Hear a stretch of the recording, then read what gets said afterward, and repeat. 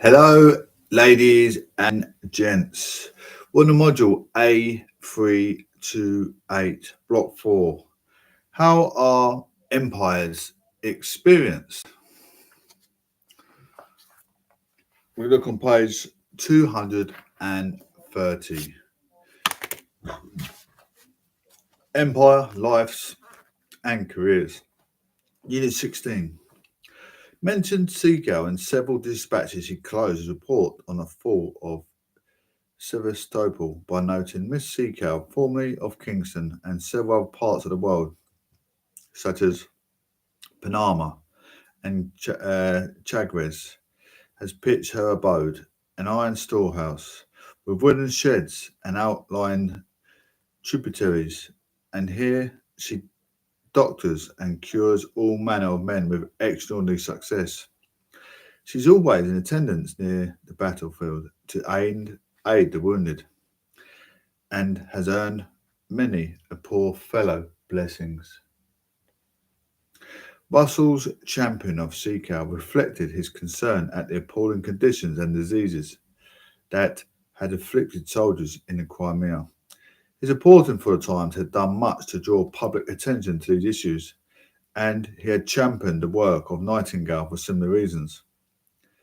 Thanks partly to Russell's reporting, Seacow became a minor celebrity among the men stationed in the Crimea and become well known to many readers back in Britain. Return to London and fame in Britain. At the beginning of 1856, Russia sued for peace, with the Crimean War ending in 30th March 1856 in June that year. British troops finally departed the Crimean Peninsula, forcing Seacow to sell off the main stock in her store at very low prices. Facing financial ruin, she sailed for London in July. Despite her perilous situation, she was greeted as a celebrity when she returned to Britain. In August, Seacow was invited as a guest of honour at a dinner to the Guards. In London, Guards comprised several prestigious regiments of the British Army. Seacow's attendance attracted attention, with numerous newspapers reporting favourably on her presence. After being forced to declare bankruptcy, Seacow continued to attract press attention, largely because of the eminent contacts that she had been cultivated during the war. Lord Rockerby, who had left the British First Division in the Crimea, started a fundraising campaign for Seacow in late 1856. Her letter thanking Rockerby was published in the Evening News. Punch magazine also gave the campaign considerable publicity. Russell continued to champion Seacow, establishing a relief fund for her in April 1857. This resulted in an elaborate four-day fundraising event held at the Royal Surrey Gardens Music Hall in August that year, which was attended by around 80,000 people. Seacow was not quite an imperial hero, but she was certainly an imperial celebrity. As you can see, much of this fame was generated by the press.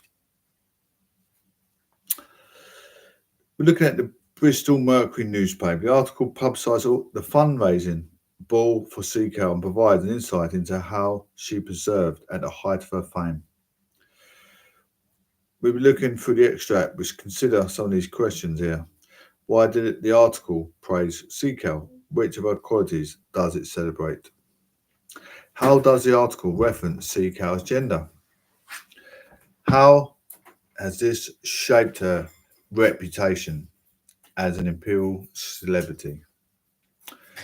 Think back to Seacow's experience when she first arrived in London with the aim of volunteering in the Crimean War. How and why might perceptions of Seacow have shifted since then? And what can this tell us about attitudes to race within the British Empire? 232. Old Miss Seacow. Unpretending as has been her sphere of usefulness, has a heart big enough for an empress, and a patriotism as warm and a love of military glory as intense as ever glowed in the bosom of a Spartan mother. And she has, too, a gentle, sympathizing spirit, which has led her to mourn with those that are sorrowful, and to lend her womanly succour to such a needed comfort. Few such notable instances of self-sacrifices as hers have been brought under national cognizance, and were therefore rejoice to find that the worth of the old lady is being,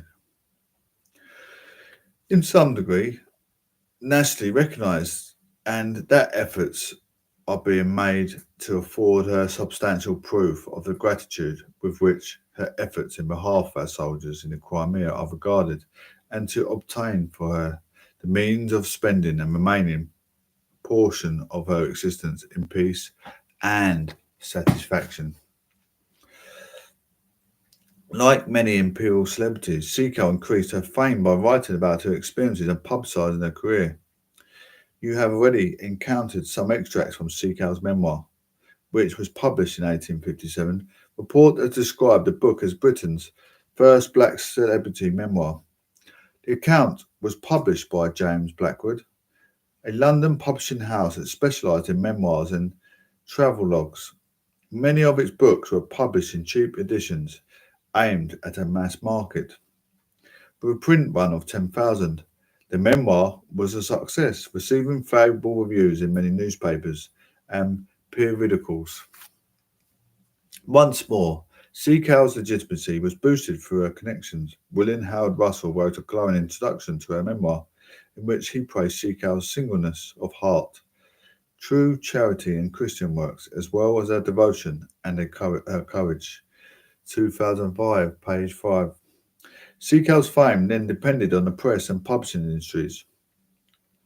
Russell had been instrumental in drawing public attention to Seacow and legitimising her service, while Blackwood had ensured that Seacow's own words were recorded for prosperity.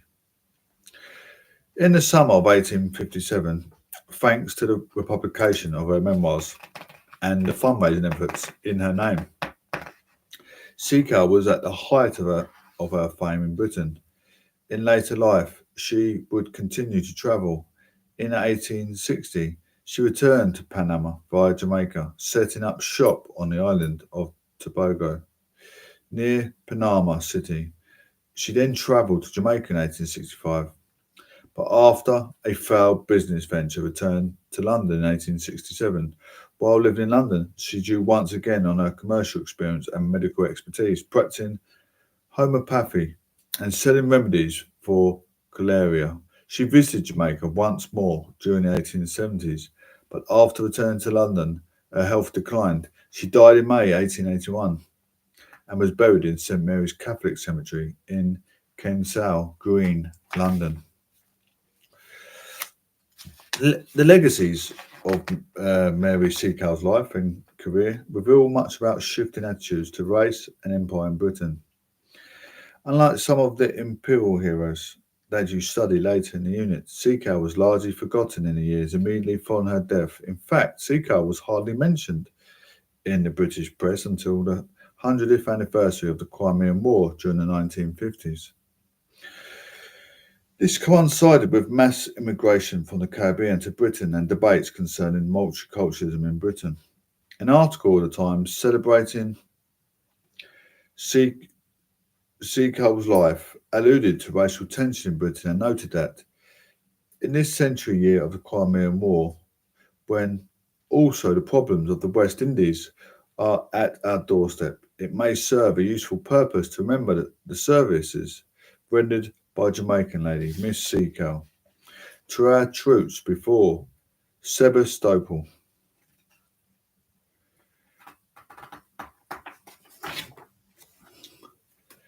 A major resurgence of interest in Seacow's life, however, did not occur until 1980, when Audley, Doogie, and Ziggy Alexandra decided to mark Seacow's life in an exhibition for Brent Library Services in Harlesden, London. Their efforts reflect the importance of local community activism and scholarship in the study and development of Black history in Britain. By this stage, London's cultural identity had been shaped by immigration in the decades following the Second World War, encouraging a growing interest in the histories of Black Britons. The exhibition, entitled Roots in Britain, Black and Asian Citizens from Elizabeth I to Elizabeth II, signalled a clear effort to mark the lives and contributions of people from across the British Empire and beyond who made Britain their home. It also demonstrated that Black Asian people had lived in Britain for many hundreds of years to mass immigration in the late 20th century.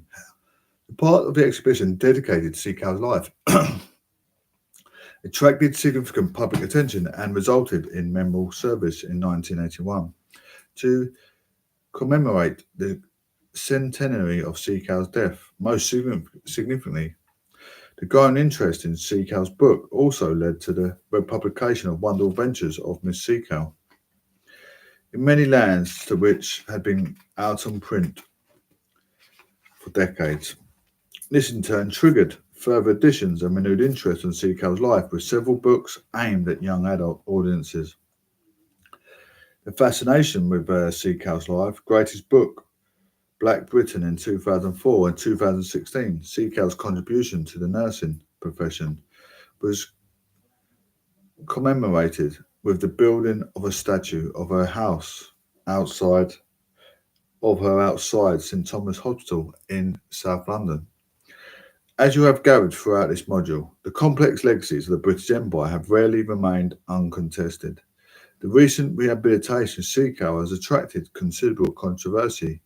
This stems partly from the fact that several myths, distortion and exaggerations have been perpetrated about Seacow in print and online since her life and career began to attract significant attention.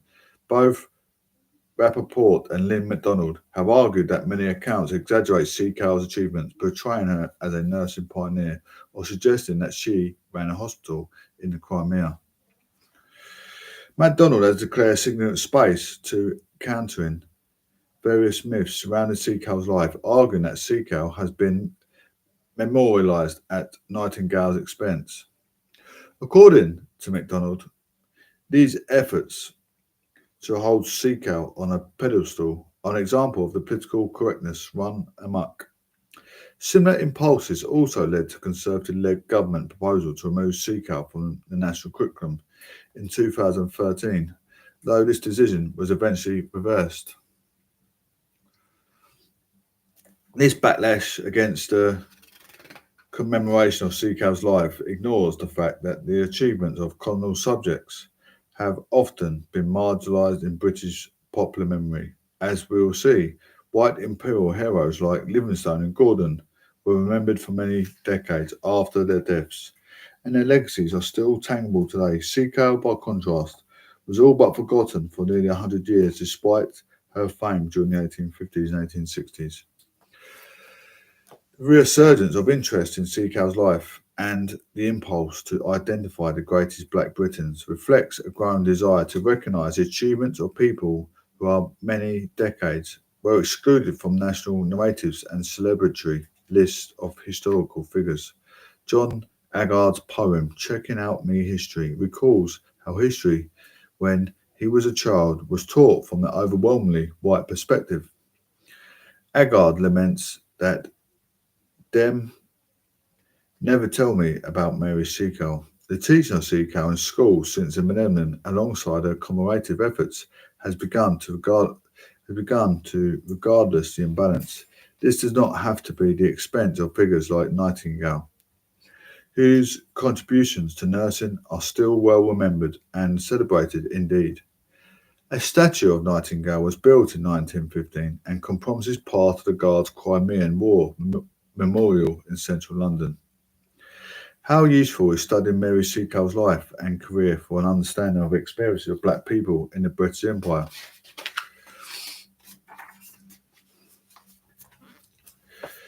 In this section, we'll study two archetypal imperial heroes, David Livingstone and Henry Morton Stanley.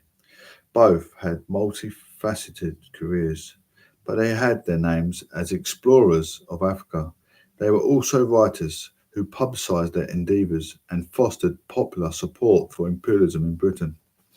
Livingstone and Stanley are often discussed in conjunction because their lives intersected. Stanley achieved popular fame after he launched a successful expedition to locate Livingstone in East Africa in 1871.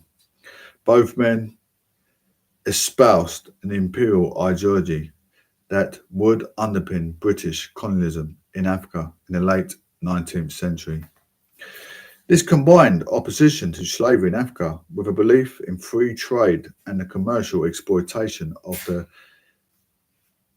continent. Studying their careers is valuable because it highlights the connections between geographical exploration, anti-slavery sentiment, and the expansion of British Empire in Africa.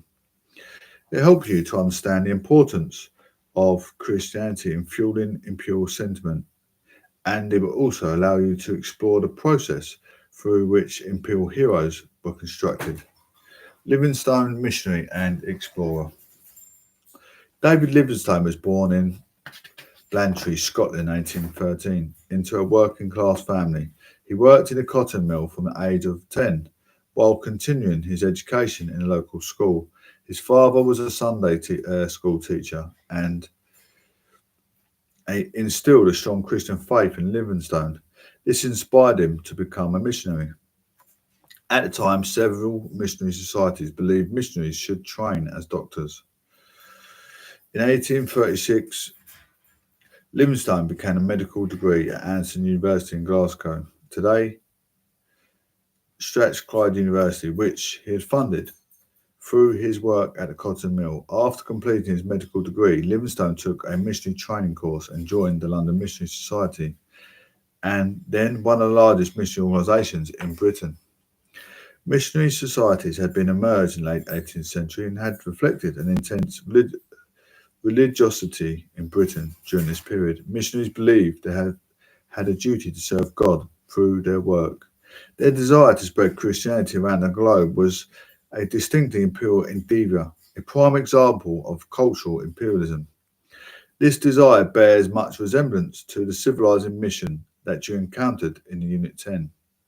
Historian Suzanne Vaughan argues that missionaries were the advanced column of imperialism cultural assault on indigenous subjectiveness, and missionaries were often the first to assault on indigenous subjectiveness, and missionaries were often to claim that they were colonizers of the consciousness.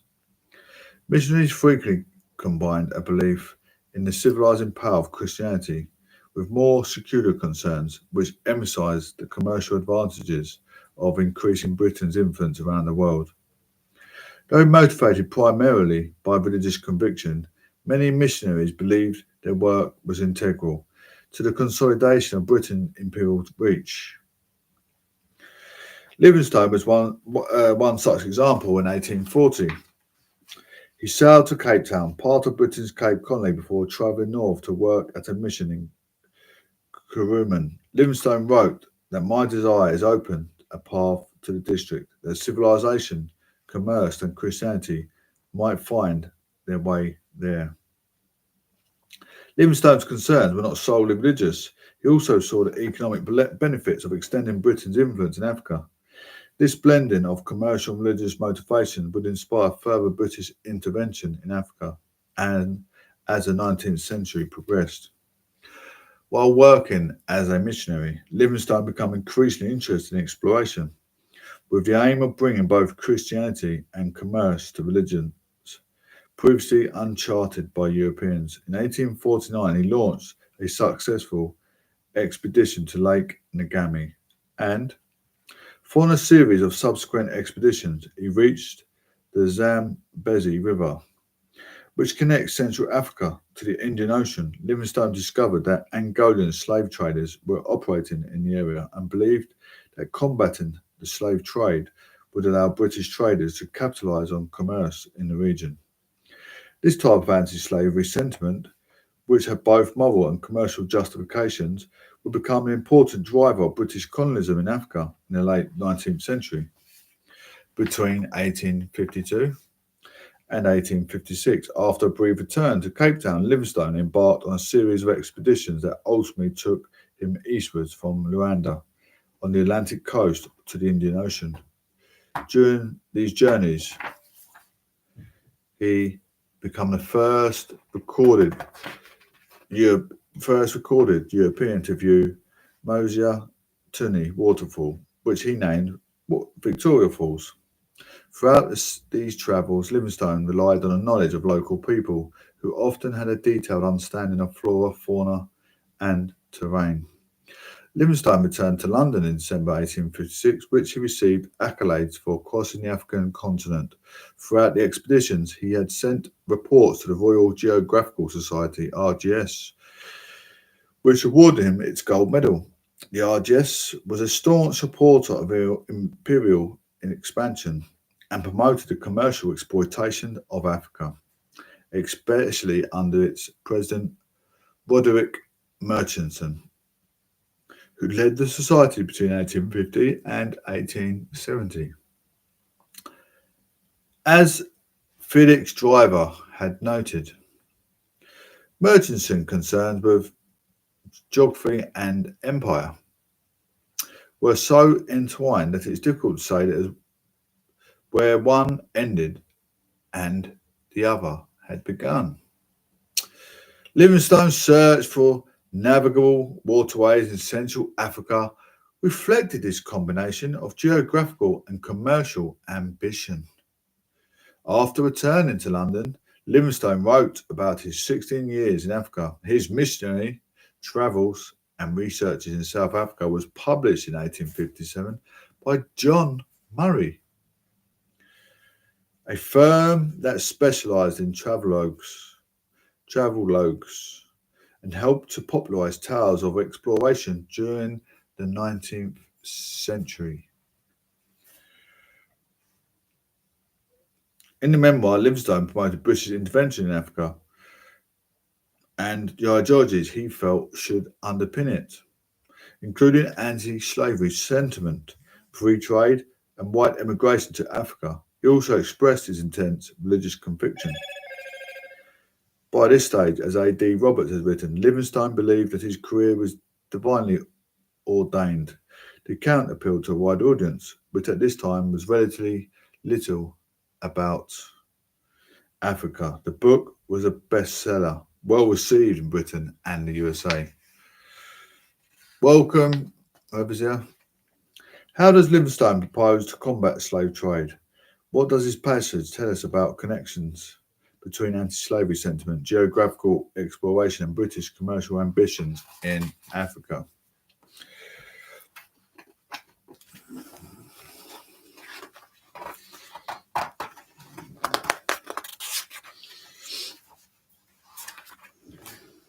Page 242. As were the very first white men inhabitants the Mokololo had ever seen, we were visited by prodigious numbers. Among the first who come to see us was a gentleman who appeared in a gaudy dressing gown of printed calico. Many of the Mokolo, besides, had garments of blue, green, and red baize, and also of printed cottons. On inquiry, we learned that these had been purchased in exchange for boys from a tribe called Mamberi, which was situated near Bai. This tribe began the slave trade with Sebiturain, a chief of the Mokololo, only in 1850. The Mambri visited in ancient times the chief of the Baratsi, whom Sebiturain conquered, and he refused to allow anyone to sell a child. They never came back again until 1850, and as they had a number of old Portuguese gun marked Legítimo de Braga, which Sebiturain thought would be excellent in any future invasion. He offered to purchase them with cattle or ivory, but the Mamberi refused everything except boys about 14 years of age.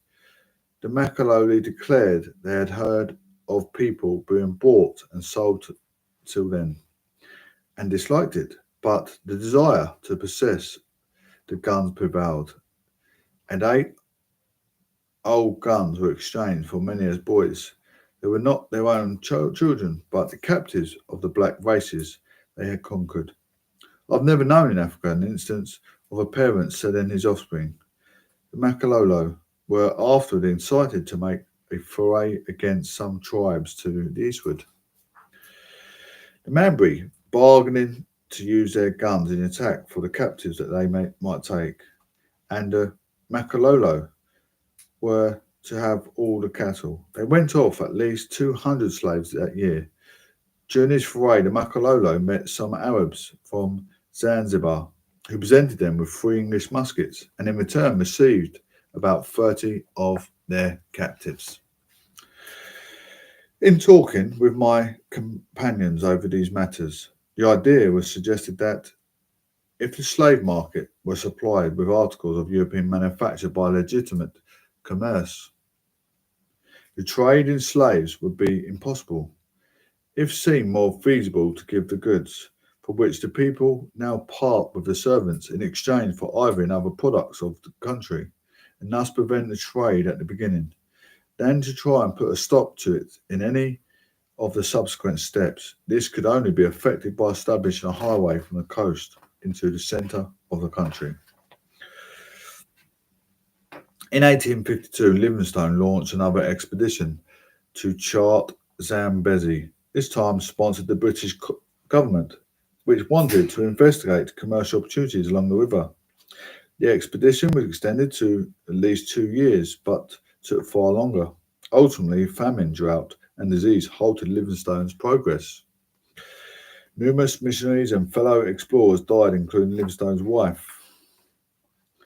In 1862, the British government recalled the expedition after returning to London in 1864. Livingstone nevertheless sought to promote his travels and, with his brother Charles, who had accompanied him, began writing a second book, narrative of an expedition to the Zambezi and the tributaries. He also hoped to launch another expedition in a time to determine the source of the Nile, which he believed to be close to the Zambezi. The RGs and the British government both agreed to fund the venture. Livingstone launched the expedition in 1866. His progress was slow and hampered by disease, including dysentery and hemorrhoids. He was still travelling in 1871 when he met Henry Morton Stanley in Uji. We'll learn more about Stanley in section 4.3. Livingstone was explored at Luke Tanganyika with Stanley, proving that the lake could not in fact be the source of the Nile. Following Stanley's departure, Livingstone continued his mission by tracing his origins of Lualaba River. The harsh journey continued to take its toll on Livingstone. By April 1873, he was bleeding severely and had taken its toll on Livingstone severely and had to be carried by men accompanying him. He died on April the 30th in Chief Chitambo's village and Chipundi in modern-day Zambia. 2 of the American men who had accompanied Livingstone, James Chummy and Abdullah Susi, took charge of the expedition. They embalmed Livingstone's body and carried it back to the coast, reaching Bagamoyo in February 1874. The body was then shipped back to Southampton, accompanied by one of Livingstone's black African servants, Jacob Wainwright. Responses to Livingstone's death in Britain reveal how empire shaped popular sentiments in a metropole. To explore this phenomenon, Joanna Lewis has employed an approach informed by the history of emotions. Lewis suggests the public primarily engage with empire through emotion, with certain events, such as deaths of imperial heroes, generating a powerful sentimental response. Lewis asserts that the empire was a millstone of radical feeling, argues that the press coverage that surrounded Livingstone's funeral amounted to 4 most influential days in the history of imperial propaganda.